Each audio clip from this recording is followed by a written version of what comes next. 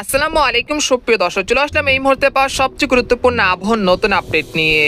এবার ধেয়ে আসছে তীব্র ঠান্ডা পরিস্থিতি, সর্বনিম্ন তাপমাত্রা কমে যেতে পারে 5 ডিগ্রি সেলসিয়াস পর্যন্ত। এর ফলে আগামী 24 ঘন্টার মধ্যে রংপুর, রাজশাহী, ময়মনসিংহ, খুলনা, ভারতের পশ্চিমবঙ্গ এবং উত্তরবঙ্গের বেশ কটি অঞ্চলে শেষ রাত থেকে সকালের মধ্যে বেশ ঠান্ডা অনুভূত হতে পারে। তো আজ 9 নভেম্বর রবিবার এবং আগামীকাল 10ই নভেম্বর সোমবার কেমন থাকতে চলেছে আগামী 24 থেকে 48 ঘন্টার আবহাওয়া।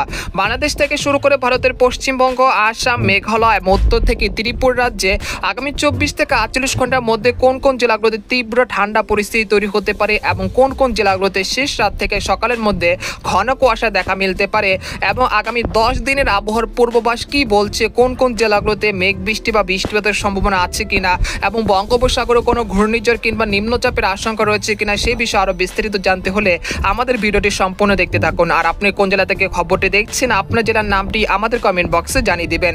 আর সবার আগে সর্বপ্রথম সেটি খবর জানতে আমাদের চ্যানেলটিকে সাবস্ক্রাইব করে রাখুন। এবার জেনে নেওয়া যাক এক নজরে। বন্ধুরা, এই পর্যায়ে আমরা সরাসরি ইউরোপিয়ান যে মেঘের বার্তা রয়েছে সেখান থেকে আপনাদেরকে দেখানোর চেষ্টা করব 9 নভেম্বর রবিবার দেশের 8 বিভাগের 64 জেলার আকাশ কিরকম থাকতে পারে এবং কোন কোন জেলাগুলোতে মেঘলা আকাশ বা বৃষ্টিপাতের সম্ভাবনা আছে কিনা এবং বঙ্গোপসাগর কি পরিস্থিতি থাকতে পারে সেটা আপনাদেরকে দেখাচ্ছি। তো আপনারা দেখতে পাচ্ছেন যে সকালের দিকে রংপুর, ময়মনসিংহ, রাজশাহী, ঢাকা, খুলনা, বরিশাল, চট্টগ্রাম, ভারতের পশ্চিমবঙ্গ এবং উত্তরবঙ্গের সবকটি জেলার আকাশ সকালের দিকে বেশ খানিকটা পরিষ্কার থাকতে পারে, সেরকম মেঘলা আকাশের সম্ভাবনা তেমন দেখা যাচ্ছে না এবং সর্বনিম্ন তাপমাত্রা কমে যেতে পারে 2 ডিগ্রি সেলসিয়াস পর্যন্ত। এর ফলে রংপুর, রাজশাহী, ময়মনসিংহ এই অঞ্চলে শেষ রাত থেকে সকালের মধ্যে বেশ ঠান্ডা অনুভূত হওয়ার আশঙ্কা রয়েছে।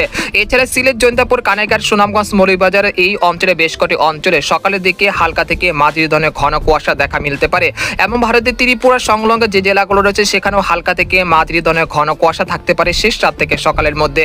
আপাতত বঙ্গোপসাগর স্বাভাবিক রয়েছে, কোনো ঘূর্ণিঝড়, কোনো নিম্নচাপের আশঙ্কা দেখা যাচ্ছে না আগামী 20 তারিখ পর্যন্ত এবং কোনো সতর্ক সংকেত নেই। তবে আগামী 21 তারিখ থেকে 25 নভেম্বরের মধ্যে বঙ্গোপসাগরে একটি লঘুচাপ বা নিম্নচাপ তৈরি হতে পারে, যেটা পরবর্তীতে ঘূর্ণিঝড়ের রূপ নিতে পারে এবং সেটা শ্রীলঙ্কা থেকে ভারতের বিশাখাপট্টনমে যে কোনো উপকূলে আঘাত আনার সম্ভাবনা রয়েছে। সে বিষয়ে আপনাদেরকে পরবর্তী আপডেট জানানোর চেষ্টা করব।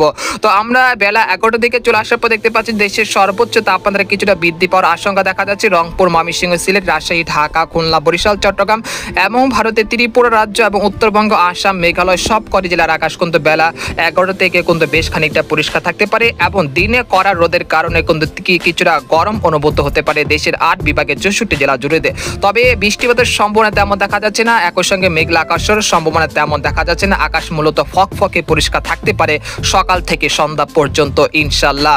এরপর আমরা সন্ধ্যা 7টার দিকে চলে আসার পর দেখতে পাচ্ছি যে দেশের আকাশ কিন্তু বেশ খানিকটা পরিষ্কার রয়েছে এবং উত্তর পশ্চিম অঞ্চল থেকে ঘন্টায় 30 থেকে 40 কিলোমিটার বেগে বায়ু প্রবাহিত হচ্ছে। এর ফলে রংপুর, রাজশাহী, ময়মনসিংহ এবং ভারতের উত্তরবঙ্গ এবং ভারতের পশ্চিমবঙ্গের সবকটি জেলাতে কিন্তু তীব্র ঠান্ডা পরিস্থিতি কিন্তু বিরাজমান কিন্তু শুরু হয়েছে সন্ধ্যা 7টার পর থেকেই। তারপর রাত 12টার দিকে চলে আসার পর দেখতে পাচ্ছি রংপুর, রাজশাহী, ময়মনসিংহ এই অঞ্চলগুলোতে শীতল হাওয়া বইতে শুরু করেছে, যার ফলে দেখা যায় যে চাঁপাইনবাবগঞ্জ, তারপর রয়েছে পেতনিখোলা, আক্কেলপুর, আদেমদিঘি, তারপর বগুড়া, নন্দীগ্রাম, সিংড়া, তারাস, তারপর লালপুর, তারপর রয়েছে পাবনা, এখানে রয়েছে মেহেরপুর, শায়লকুপা, যশোর, লোহাগাড়া, সাতক্ষীরা, চুয়াডাঙ্গা, এদিকে রয়েছে রংপুর, কুড়িগ্রাম, গাইবান্ধা, পঞ্চগড়, তেতুলিয়া এই অঞ্চলে সর্বনিম্ন তাপমাত্রা প্রায় 18 থেকে 20 ডিগ্রি সেলসিয়াসের কাছাকাছি চলে যেতে পারে শেষ রাতের দিকে। তারপর আমরা 10ই নভেম্বর সোমবার চলে আসার পর দেখতে পাচ্ছি যে দেশের 8 বিভাগের 64 জেলার আকাশ কিন্তু বেশ খানিকটা পরিষ্কার রয়েছে সকালের দিকে।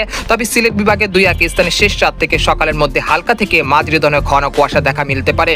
তবে পূর্বের মতো দেখা যাচ্ছে যে সকাল থেকে সন্ধ্যা পর্যন্ত দেশের 8 বিভাগের 64 জেলার আকাশ কিন্তু বেশ পরিষ্কার থাকতে পারে এবং উত্তর পশ্চিম অঞ্চল থেকে ঘন্টায় 30 থেকে 40 কিলোমিটার বেগে দমকা বা ঝড়ো হাওয়া বয়ে যেতে পারে, তবে সেটা শীতল হাওয়া।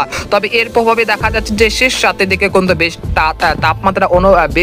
তাপমাত্রা কিন্তু কমে যেতে পারে। এর ফলে রংপুর, রাজশাহী, ময়মনসিংহ এবং ভারতের পশ্চিমবঙ্গে বেশ ঠান্ডা অনুভূত হতে পারে সন্ধ্যা 7টা থেকে রাত 3টার মধ্যে ইনশাল্লাহ এই ঠান্ডা পরিস্থিতি তৈরি হওয়ার আশঙ্কা রয়েছে, যার ফলে দেখা যাচ্ছে যে 10ই নভেম্বর রাত 3টা থেকে একেবারে সকাল 6টার মধ্যে দেখা যাচ্ছে রংপুর, রাজশাহী, ময়মনসিংহ এই অঞ্চলের কোথাও কোথাও সর্বনিম্ন তাপমাত্রা প্রায় 15 থেকে 16 ডিগ্রি সেলসিয়াসের কাছাকাছি চলে যেতে পারে, অর্থাৎ বেশ ঠান্ডা অনুভূত হতে পারে।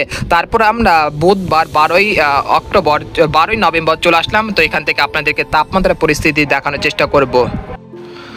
তো এখান থেকে দেখা যাচ্ছে যে 12ই নভেম্বর বুধবার শেষ রাতের দিকে দেশের উত্তর পূর্ব অঞ্চল বা উত্তর পশ্চিম অঞ্চলে সর্বনিম্ন তাপমাত্রা দেখা যাচ্ছে 15 থেকে 14 ডিগ্রি সেলসিয়াসের কাছাকাছি। অর্থাৎ শেষ রাতে দেখুন বেশ ঠান্ডা অনুভূত হতে পারে, বিশেষ করে রংপুর, রাজশাহী, ময়মনসিংহ এবং ভারতের পশ্চিমবঙ্গ এবং উত্তরবঙ্গে এই জেলাগুলোতে। তারপর আমরা দেখতে পাচ্ছি যে আগামী 13 তারিখের পর থেকে ঠান্ডা পরিস্থিতি আরও বাড়ার আশঙ্কা রয়েছে। তো আপনারা দেখতে পাচ্ছেন যে 13 তারিখ বৃহস্পতিবার সকালের দিকে দেখা যাচ্ছে রাজশাহী, চাঁপাইনবাবগঞ্জ, মহদেবপুর, বগুড়া, সিংড়া, সিরাজগঞ্জ, পাবনা, মেহেরপুর, সায়লকোপা, যশোর এই অঞ্চলে সর্বনিম্ন তাপমাত্রা প্রায় 13 থেকে 14 ডিগ্রি সেলসিয়াসের কাছাকাছি চলে আসছে। অর্থাৎ এই অঞ্চলগুলোতে তীব্র ঠান্ডা পরিস্থিতি বিরাজমান থাকতে পারে আগামী 13 তারিখ বৃহস্পতিবার পর্যন্ত। তারপর 15 তারিখ থেকে দেশের তাপমাত্রা কিন্তু কিছুটা বৃদ্ধি পাওয়ার আশঙ্কা রয়েছে, যেটা রাত্রিকালীন যে তাপমাত্রা রয়েছে সেটা। তারপর আমরা দেখতে পাচ্ছি যে আগামী 16 তারিখ বা 17 তারিখ পর্যন্ত দেশের আকাশ কিন্তু বেশ খানিকটা পরিষ্কার থাকতে পারে, সেরকম মেঘ বৃষ্টিপাতের সম্ভাবনা তেমন দেখা যাচ্ছে না। এই পর্যায়ে আপনাদেরকে জানিয়ে দেবো যে আগামী 10 দিনে কোন কোন জেলাগুলোতে মেঘ বৃষ্টিপাতের সম্ভাবনা রয়েছে। তো আগামী 10 দিনে রংপুর, ময়মনসিংহ, সিলেট, ঢাকা, তারপর হচ্ছে খুলনা, বরিশাল, ভারতের পশ্চিমবঙ্গ এই অঞ্চলে সেরকম মেঘ বৃষ্টিপাতের কোনো সম্ভাবনা তেমন দেখা যাচ্ছে না। অর্থাৎ কোথাও সেরকম মেঘ বৃষ্টি নেই, অর্থাৎ আকাশ মূলত পরিষ্কার থাকার সম্ভাবনা রয়েছে। তবে পার্বত্য চট্টগ্রাম বিভাগের খাগড়াছড়ি, রাঙ্গামাটি, বিলাইছড়ি, তারপর সিলেট বিভাগে 2-1 স্থানে খুব সামান্য 1 মিলিমিটার বা 1 মিলিমিটার খুবই কম বৃষ্টিপাতের একটা সম্ভাবনা রয়েছে। তবে আপাতত কোথাও সেরকম মেঘলা আকাশ এবং বৃষ্টিপাতের সম্ভাবনা তেমন দেখা যাচ্ছে না। তাই যারা ফসল বা যারা চাষি বাইরে রয়েছেন তারা কিন্তু এই সময়ের মধ্যে আপনাদের রোদের কাজগুলো সেরে ফেলতে পারেন।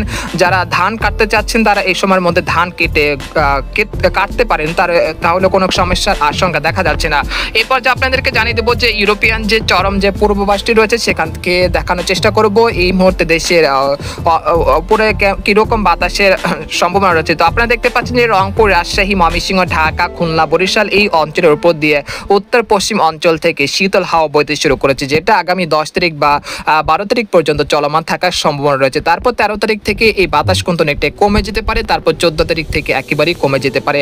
অর্থাৎ তাপমাত্রা আবারও কিছুটা বৃদ্ধি পাওয়ার আশঙ্কা রয়েছে। যদি আপনাদেরকে ঠান্ডা পরিস্থিতি যদি দেখায় তাহলে আপনারা দেখতে পাচ্ছেন যে এখান থেকে দেখা যাচ্ছে যে গোটা ভারতে দেখা যাচ্ছে যে তাপমাত্রা কিন্তু নামতে শুরু করেছে, যেটা আগামী 24 ঘন্টার মধ্যে বাংলাদেশের এই অঞ্চলগুলোতে প্রভাব বিস্তার করতে পারে। তো আপনারা দেখতে পাচ্ছেন যে ধাপে ধাপে আপনাদেরকে দেখানোর চেষ্টা করছি। 10 তারিখ দেখা যাচ্ছে যে এই তাপমাত্রা কিন্তু রংপুর, রাজশাহী এবং ভারতের পশ্চিমবঙ্গে কিন্তু চলে আসছে। তারপরে 11 তারিখ থেকে 13 তারিখ পর্যন্ত ঢাকা, তারপর রয়েছে খুলনা, বরিশাল, তারপর রয়েছে ময়মনসিংহ, তারপর রাজশাহী এই অঞ্চলগুলোতে শেষ রাতের দিকে বেশ ঠান্ডা অনুভূত হওয়ার আশঙ্কা রয়েছে। তবে সিলেট এবং চট্টগ্রাম বিভাগে সেরকম ঠান্ডা পরিস্থিতি তৈরি হওয়ার আশঙ্কা এই মুহূর্তে দেখা যাচ্ছে না। এবং নভেম্বর শেষ দিকে বাংলাদেশের দিকে একটি শৈত্যপ্রবাহের আশঙ্কা রয়েছে, বা ডিসেম্বর শুরুতে শৈত্যপ্রবাহের আশঙ্কা রয়েছে, সে বিষয়ে আপনাদেরকে পরবর্তীতে জানানো হবে। তো আজকের খবর এখানে শেষ করতে চাচ্ছি। সবাই ভালো থাকবেন, সুস্থ থাকবেন, আল্লাহ হাফেজ।